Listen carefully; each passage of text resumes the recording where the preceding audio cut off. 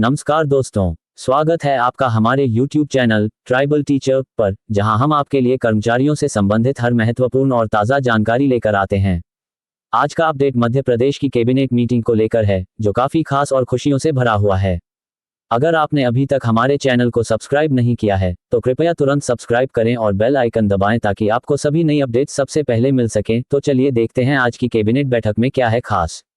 आज माननीय मुख्यमंत्री जी की अध्यक्षता में बहुत मैराथन बैठक हुई है और मैं समझता हूं कि मध्य प्रदेश के इतिहास में एक साथ इतनी पॉलिसी जो कि निवेश को आकर्षित करती हो, हमारे प्रदेश के नौजवानों को रोजगार दिलाने का प्रयास करती हो। मेरे भी 30 साल के राजनीतिक जीवन में, विधायी कार्यकाल में शायद पहली बार इतनी पॉलिसी, इतनी नीतियां एक साथ आई है। जीआईएस की तैयारियां में अभी पूरी सरकार लगी हुई है, आप सभी जानते हैं। सबने अपनी पॉलिसी बनाई है, जिसके बारे में मैं आपको अभी बताऊंगा।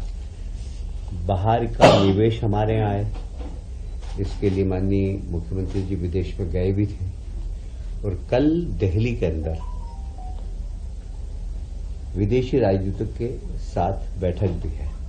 हमारा वाणिज्य केंद्र का वाणिज्य उद्योग विभाग उसको कोऑर्डिनेट कर रहा है और कैसे बाहर के इन्वेस्टर मध्य प्रदेश में आए, इन्वेस्टमेंट करें, इसके लिए कल माननीय मुख्यमंत्री जी विदेश के सारे राजदूतों के साथ बैठक करेंगे।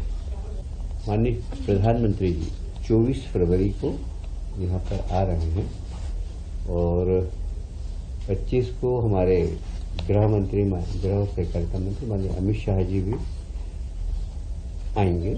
मुझे लगता है कि समापन गृह मंत्री जी अमित शाह जी ही करेंगे। देखिए, हमारा जो पॉलिसी बनी है उसका मुख्य उद्देश्य मैं एक बार फिर से दोहराना चाहूंगा कि मध्य प्रदेश के नौजवानों को रोजगार मिले। फिर निर्यात को बढ़ावा कैसे हो, तो निर्यात को बढ़ावा देने के लिए एक अलग से हमारी पॉलिसी बनी है।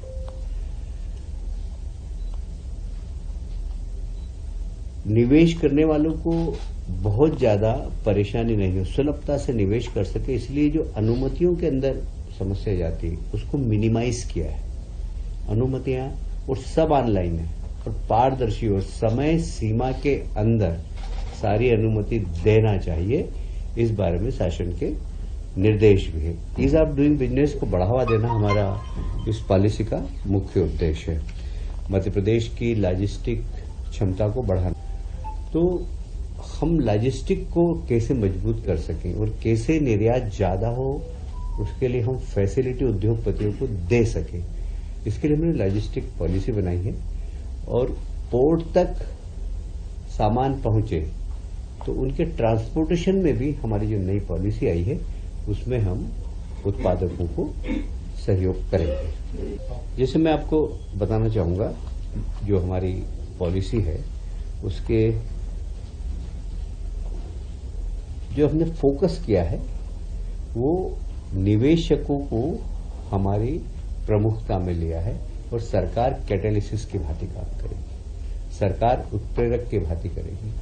निवेशक आए और उसका काम कैसे जल्दी हो, तो हमारा काम होगा, सरकार का काम, उसका निवेश स्पीडली यहां पर आए।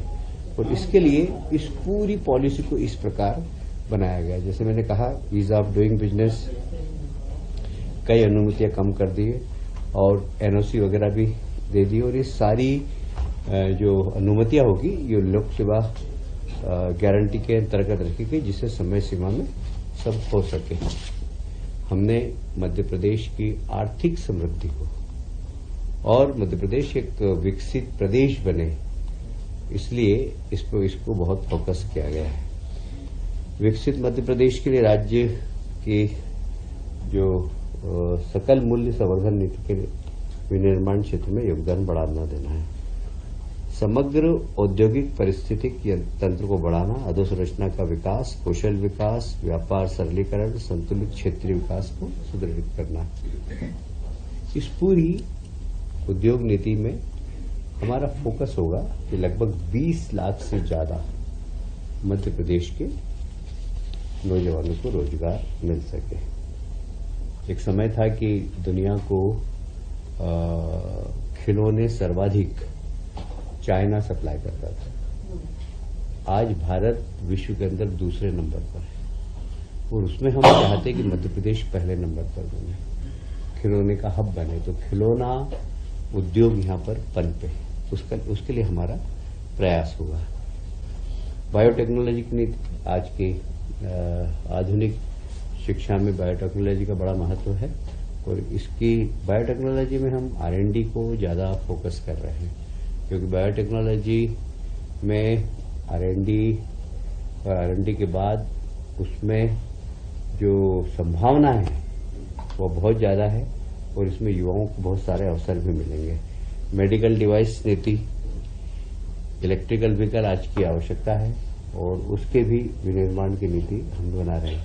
पहले हमारे यहाँ अधिकतम सहायता 150 करोड़ की देते थे हम उद्योगों में, अब इसको बढ़ाकर 200 करोड़ कर दी। पहली बार FDI को बढ़ावा देने के लिए हमने पॉलिसी बनाई है, फर्स्ट टाइम। साधारणतया FDI किसी भी राज्य में डायरेक्ट नहीं आती, पर हमने अब इसको डायरेक्ट लाने के लिए पॉलिसी बनाई है। फिल्म पर्यटन नीति, पिछले दिनों हमने मध्य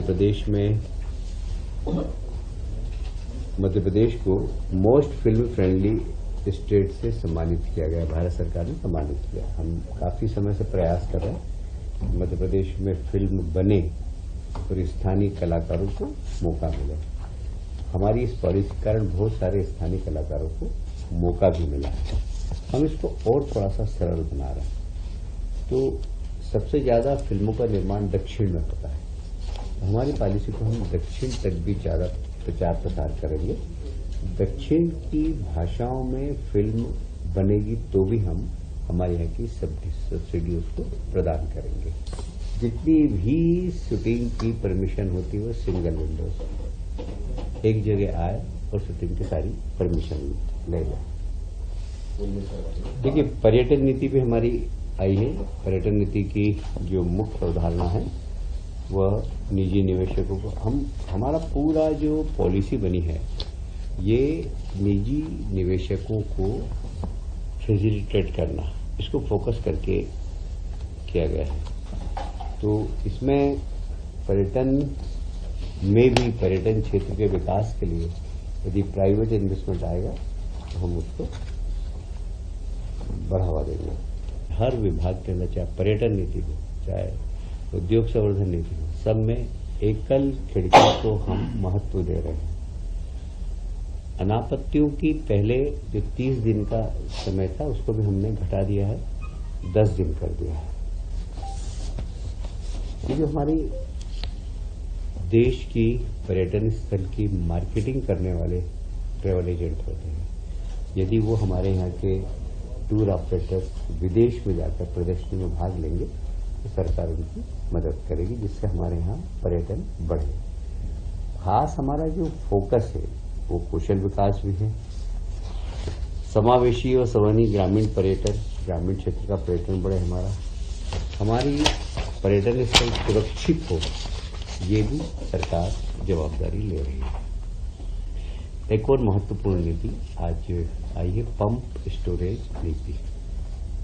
मध्य प्रदेश की city gas distribution policy, city gas distribution policy, pipeline से गैस घर तक पहुंचाना,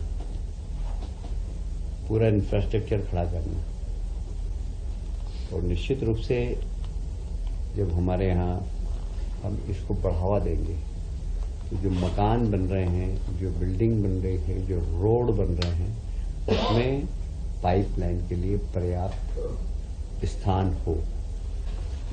कुल मिलाकर हमारी जितनी भी पॉलिसी बनी है उस पॉलिसी का उद्देश्य एक ही है कि सिंगल विंडो, समय सीमा में परमिशन, पारदर्शी परमिशन, लोग सीधे ऑनलाइन परमिशन ले सकेंगे, ऑफिस में जाने की जरूरत नहीं होगी। ये सब इस पर विशेष ध्यान दिया गया है और कुल इसका उद्देश्य यही है कि मध्य प्रदेश में ज्यादा इन्वेस्टमेंट आए, 20 लाख से ज्यादा बेरोजगार नौजवानों को रोजगार मिले और मध्य प्रदेश की अर्थव्यवस्था में एक बहुत जबरदस्त परिवर्तन आए। मध्य प्रदेश एक विकसित प्रदेशों की श्रेणी में कराकर खड़ा हो। मेक इन मध्य प्रदेश पे भी हमने फोकस किया है इसमें।